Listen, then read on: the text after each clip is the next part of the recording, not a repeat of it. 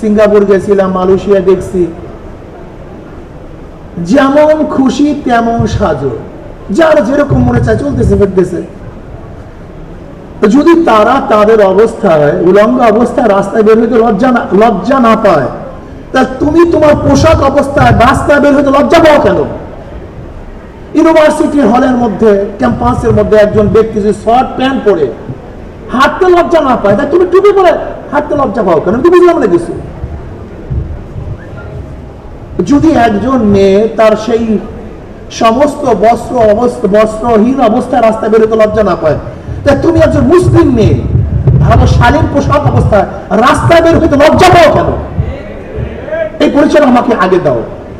তুমি শেখ সাহেবের একজন নেতা, শেখ সাহেবের তুমি সৈনিক, তুমি একজন জিয়াউর রহমান সাহেবের সৈনিক, তুমি এরশাদ সাহেবের সৈনিক।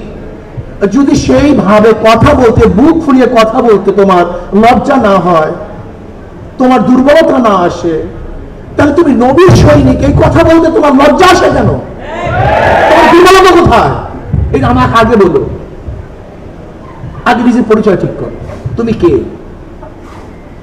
প্রথম আমার পরিচয়, আমি বাংলাদেশি, বাঙালি, আমি আওয়ামী লীগ, আমি বিএনপি, আমি জাতীয় পার্টি, আমি জাসদ, আমি বাসু, সবগুলি পরে। আগে আমার পরিচয় একজন মুসলমান, এটা আমার ফার্স্ট পরিচয়। যদি নিজেকে মুসলমান পরিচয় দিতে পারো, হাজারো প্রশ্নের জবাব চলে আসবে, হাজারো সমস্যার সমাধান চলে আসবে। আর যতক্ষণ পর্যন্ত নিজের পরিচয় দিতে লজ্জা পাবা, ততক্ষণ পর্যন্ত হাজারো সমস্যা তোমাকে ঘিরে ধরবে, তুমি সমাধান পাবা না, পেতে পারো না। আসুন, সমস্যা কি? সমাজের সমস্যাটা কি? সমাজের সমস্যা হলো চুরি, ডাকাতি, দুর্নীতি, ধর্ষণ, অবিচার, অত্যাচার, সব কিছু আমাদের সমাজকে ঘিরে ফেলছে। এই কাজগুলি কারা করতেছে? দুর্নীতির সাথে কারা জড়িত? আমাদের দেশে 28 লক্ষ কোটি টাকা বিদেশে কারা পাচার করছে? আপনার পত্রিকা দেখেছেন, হেডলাইন এসছে, সকল শিক্ষিত চোর না, কিন্তু যারা চুরি করে সবাই শিক্ষিত। পত্রিকা আপনারা বলেন তো, 28 লক্ষ কোটি টাকা বিদেশে পাচার হয়ে গেছে, এর সাথে আমাদের কৃষক, শ্রমিক, মেহনতি মানুষ, কুলি, মজদুর, ঋষি, তার কাছে কেউ ছিল? একজন। কারা করছে? এই বড় বড় শিক্ষিতরা। তার মানে শিক্ষিত হয়েছে কিন্তু নীতি আদর্শ গ্রহণ করতে পারেনি, নীতিবান হয়নি, চরিত্র গঠন হয়নি। আমি অনেক সময় বলি, আসলে শিক্ষা মানুষকে পরিবর্তন করতে পারে না, মানুষকে পরিবর্তন করতে পারে স্বভাবে। তাহলে কিভাবে? আবরার ফাহাদকে কারা হত্যা করেছে? বুয়েটের ছাত্ররা। তারা কারা? সর্বোচ্চ আপনাদের মধ্যে মেধাবী, এরা মেট্রিকে ভালো রেজাল্ট করছিল, আইএ ভালো রেজাল্ট ছিল, নয়তো ভর্তি হতে পারতাম বুয়েটে। এই ভালো ভালো ছাত্র বুয়েটে ভর্তি হওয়ার পরে কেন খুনি হইল? ওই সোহবাতের কারণে। সাথী চুজ করতে ঠিক করে নেই, ভুল করছে, এর জন্য ভালো ছাত্র সে খুনি হয়ে গেছে। আজকে বাংলাদেশের হাজার হাজার কোটি কোটি টাকা লুটপাট কারা করতেছে? সব শিক্ষিতরা।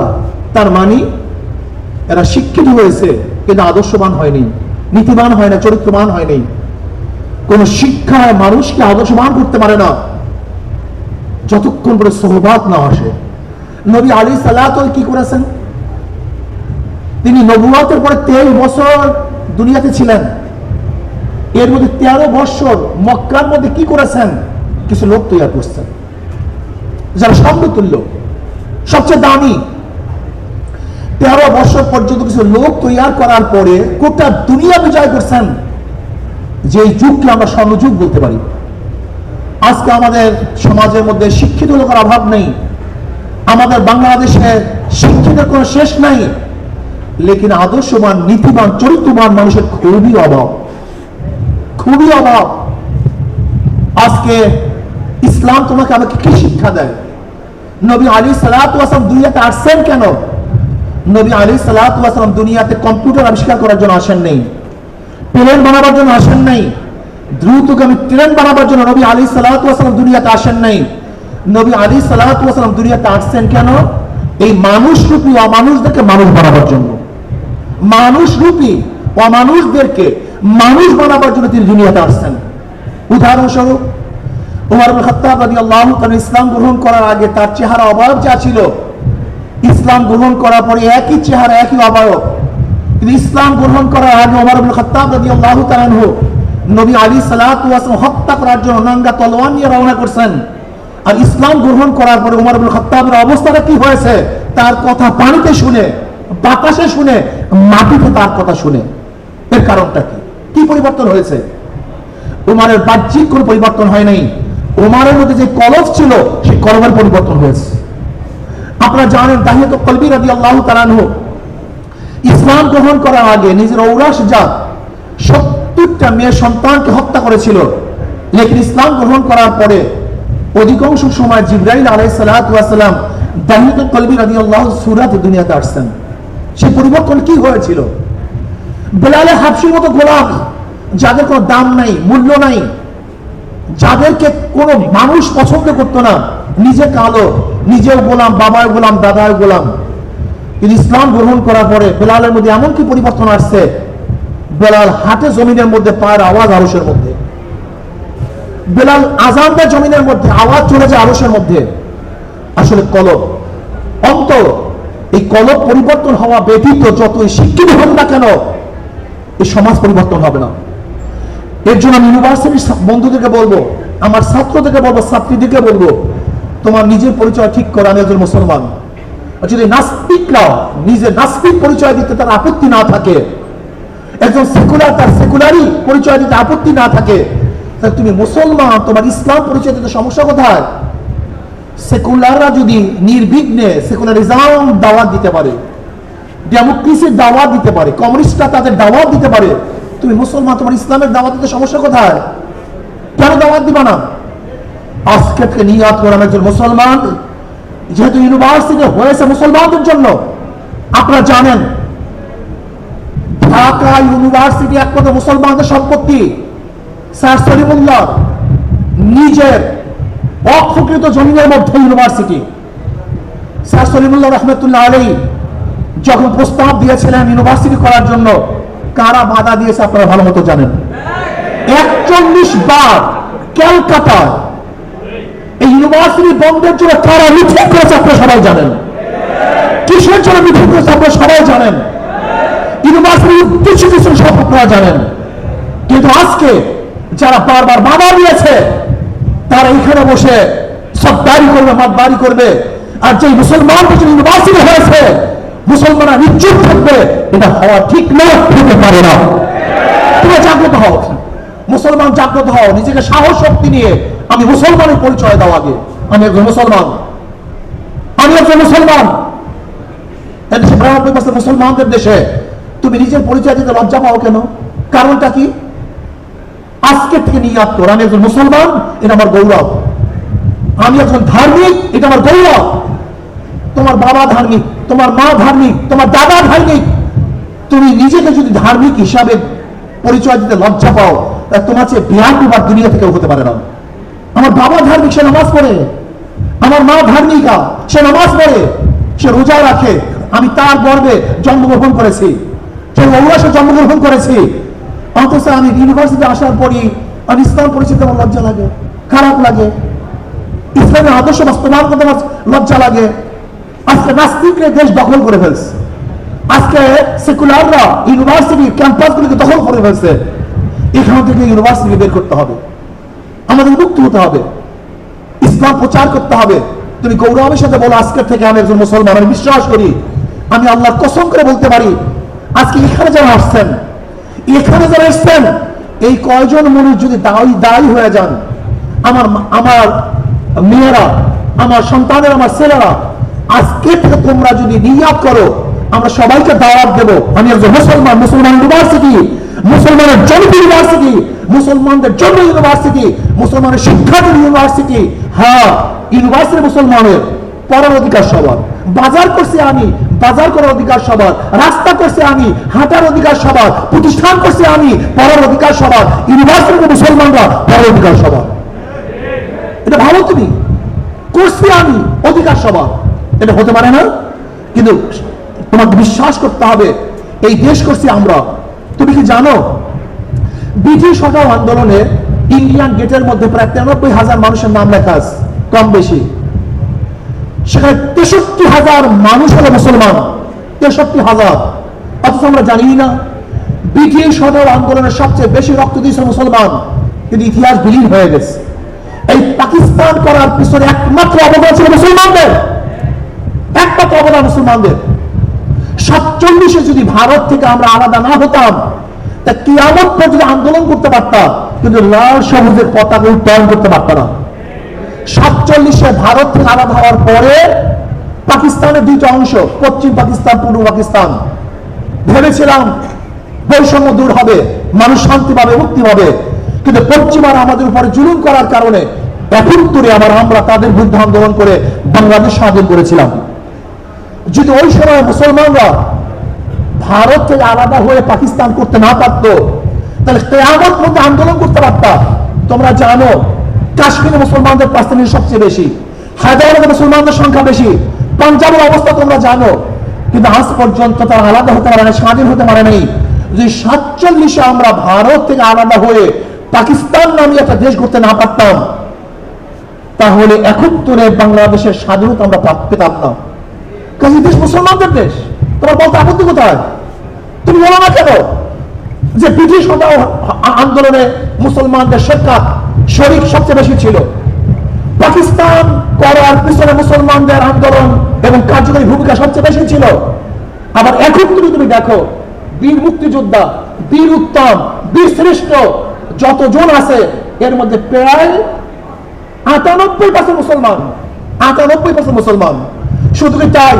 তুমি স্পষ্ট বলো যে 2024-এর জুলাই আগস্টে আন্দোলনে যা শাহাদাত বরণ করেছে, মৃত্যুবরণ করছে, 100 সবাই মুসলমান। এখানে বলো, তুমি সাহস করে বলো, তোমার পরিচয় দাও, তুমি কে? তুমি এইভাবে পরিচয় দাও যে 750-800 বছর পর্যন্ত এই পাক উপমহাদেশের শাসক ছিল মুসলমান, বলতে থাকো, সমস্যা কি তোমার? এটা সত্য ইতিহাস, এইটা সত্য। তুমি এইভাবে বলো গোটা পাক উপমহাদেশ, গোটা দুনিয়ার মধ্যে পরিচয় লাভ করাইছে মুসলমান, এটা বলতে থাকো। তুমি এইভাবে বলো ব্রিটিশ সদর আন্দোলনের প্রথম সংগ্রামের সূচনা করেছিল শাহ আব্দুল আজিজ সাহেব রহমতুল্লাহ আলাইহি। 1830 সালে যখন ব্রিটিশ দিল্লি দখল করে, তখন শাহ আব্দুল আজিজ সাহেব রহমতুল্লাহ ঘোষণা দিয়েছিলেন, আজকের থেকে পাক উপমহাদেশ দারুল ইসলাম না দারুল হরব। এই ব্রিটিশদের বিরুদ্ধে আন্দোলন করা প্রত্যেক মুসলমানদের জন্য ফরজে আইন। ওই দিনই ব্রিটিশ সদর আন্দোলনের বীজ বপন হয়েছিল, বলতে থাকো, সমস্যা কি তোমার? অথচ তুমি কি হয়েছো? বাঘের বাচ্চা ইঁদুর হয়েছো, তুমি বাঘের বাচ্চা বিড়াল হয়েছো, তুমি বাঘের বাচ্চা মুসলমান, আজকে ইঁদুর হয়েছো, তুমি, তোমাকে বিড়াল বানানো হয়েছে। ইসলামের পরিচয় ধ্বংস করে তোমাকে ধ্বংস করার চক্রান্ত করতেছে। প্রথম যদি আমি আমার পরিচয় না জানি, আমার বাবাকে, আমার মাকে, আমার বংশ কি, আমি কি পরিচয় দেব? এই পরিচয়হীন ভাবে আমাদেরকে গড়া হচ্ছে। তোমার পরিচয় কি? আমি বাঙালি, আমি বাংলাদেশি, আমি সেকুলার, আমি উদারপন্থী, আমি নন সাম্প্রদায়িক। তুমি এইভাবে বলো আমি এখন সাম্প্রদায়িক মুসলমান, মুসলমান সম্প্রদায়ের লোক আমি। সাম্প্রদায়িকতা ভিন্ন জিনিস, সম্প্রদায় ভিন্ন জিনিস। সাম্প্রদায়িকতা কাকে বলা হয়? তোমরা ভালো মতো জানো সাম্প্রদায়িকতা কি জিনিস আর সম্প্রদায় কি জিনিস। মুসলমান সম্প্রদায় কোন বিজাতির উপর আক্রমণ, অত্যাচার, অবিচার করে না। আপনি ইতিহাস জানেন, আল্লাহ যদি কবুল করে আরেকদিন বয়ান করব তোমাদের সামনে, সেদিন আমি সব ইতিহাস তুলে ধরবো। আজকে সংক্ষেপে বলতেছি, বাদশাহ আলমগীর রহমতুল্লাহ আলাইহি, বাদশাহ আলমগীর রহমতুল্লাহ আলাইহি পাক উপমহাদেশে 50 বছর শাসক ছিলেন। 1-2 বছর না, 50 বছর, 50 বছর। এই 50 বছর শাহ আলমগীর রহমতুল্লাহ আলাইহি বাদশাহ ছিলেন। তিনি ইচ্ছা করলে এই পাক উপমহাদেশের প্রত্যেকটা মন্দির ভাঙতে পারতেন, কিন্তু একটা মন্দির ভাঙেন নাই। সব গির্জাগুলো ধ্বংস করতে পারতেন, একটা গির্জা ভাঙেন নাই। আমরা সাম্প্রদায়িকতায় বিশ্বাস করি না। আমাকে অনেকেই বলে আপনি কি করবেন? আমি ইসলাম হুকুমত কায়েম করবো। ইসলাম হুকুমত কায়েম করলে হিন্দুদের অবস্থা নাকি, খ্রিস্টানদের অবস্থা নাকি? আমি বলি তুমি জাহেল, তুমি মূর্খ, তুমি ইসলাম সম্পর্কে জানো না। ইসলাম কি জিনিস? ইসলাম এমন এক জিনিস, সমস্ত ধর্মের ধর্ম পালন করার সুযোগ যেখানে আছে সেটার নাম ইসলাম। সমস্ত জনগোষ্ঠীর মতের আদর্শের মানুষ যেখানে বসবাস করতে পারে সেটার নাম ইসলাম। সমস্ত মানুষের মানবিক মর্যাদা প্রদান করতে পারে, সেটা নাম ইসলাম। তুমি কি জানো ইসলাম কি জিনিস? হযরত ইব্রাহিম আলাইহিস সালাতু ওয়াস সালাম তিনি মেহমান ছাড়া খানা খেতেন না। একদিন মেহমান নাই, একজন মেহমান পেলেন মুশরিক। ইব্রাহিম আলাইহিস সালাতু ওয়াস সালাম দস্তরখানে বসে খানা শুরু করলেন, বিসমিল্লাহি ওয়াল উজ্জা, লাত এবং উজ্জার নামে খানা খাওয়া শুরু করছে। ইব্রাহিম আলাইহিস সালাম, তুমি তোমার মূর্তি নামে খানা খাও, আমার দস্তরখানে তুমি খানা খেতে পারবে না। কারণ আমি তো মুসলমান হওয়ার জন্য আসিনি, ঈমান আনার জন্য আসি নাই, তুমি মেহমানদারি হিসাবে আমাকে ডাকছো, আমি খানা খাওয়ার জন্য আসছি, খাওয়াও তো খাওয়াও, নাহলে আমি ঈমান আনবো না। না, তুমি যদি লাত এবং উজ্জার নামে খানা খাও, আমার দস্তরখানে খানা খেতে পারবো না। এবার মুশরিক চলে যাইতেছে। আল্লাহ পাক রব্বুল আলামিন ডাক দিয়ে বলে, ইব্রাহিম, এই মুশরিক 80 বছর পর্যন্ত লাত এবং উজ্জার নামে খানা খেয়েছে, আমি একদিনও তার খানা বন্ধ করি নাই। আজকে তোমার সামনে বলার কারণে তুমি খানা বন্ধ করে দিয়েছো। আমি তো রিজেক্ট আন করে ফেলছি। বৃষ্টি হিন্দুর উপরে পড়ে, মুসলমানের উপরে পড়ে, খাদ্য মুসলমানের জমিতে ফলে, হিন্দুর জমিতেও ফলে। আল্লাহ পাক রিজেক্টকে আন করছেন, চিকিৎসাকে আন করছেন, বস্ত্রকে আন করছেন, শিক্ষাকে আন করছেন, বাসস্থানকে আন করে ফেলছেন। সাধারণ মানে সাধারণ, সবার জন্য সমান। ইসলাম যদি আসে, শুধু মানুষ নয়, ইসলাম কি জিনিস জানেন? উমর বিন আব্দুল আজিজ সাহেব রাহমাতুল্লাহ ভালো মতো শুনেন, আমার ছাত্র বন্ধুরা, আমার ছাত্রী মেয়েরা খুব ভালো মতো শুনেন। উমর বিন আব্দুল আজিজ রাহমাতুল্লাহ আলাইহি ইন্তেকালের পরে গ্রামের কৃষক বলতেছে, উমর বিন আব্দুল আজিজ দুনিয়াতে নেই। বলে বুঝলেন কিভাবে?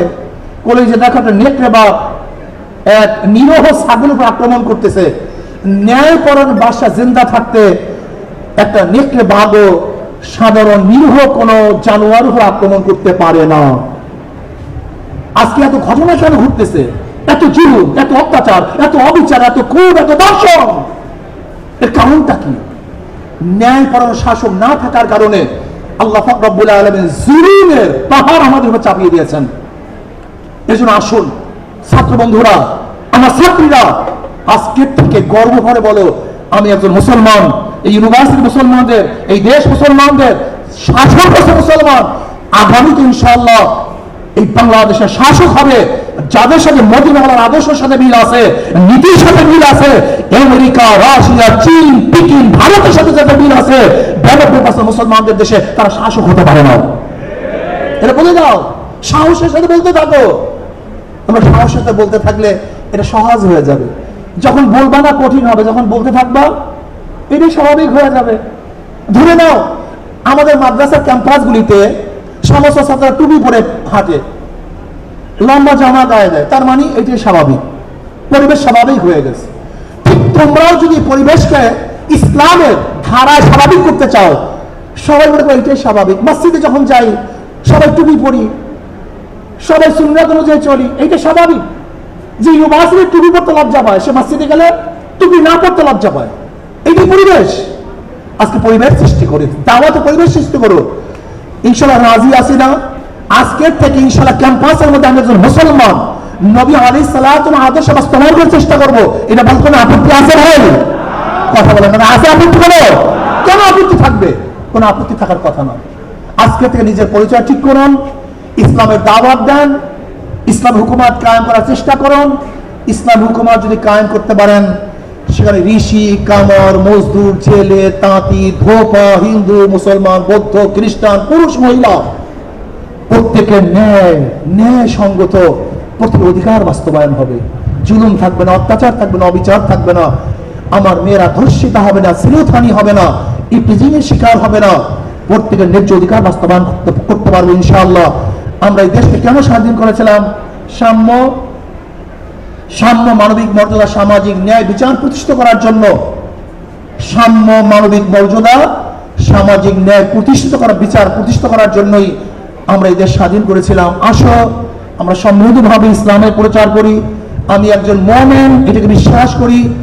আমার সর্বশ্রেষ্ঠ নীতি ইসলাম, এটা বিশ্বাস করি। ইনশাআল্লাহ আজকের থেকে আমাদের কাজ শুরু করবো। আল্লাহ আমাকে এবং আমাদের সবাইকে এই গৌরবোন্নত ধর্ম ইসলাম প্রচার করার তৌফিক আল্লাহ আমাকেও দান করেন, আমাদের সবাইকে দান করেন।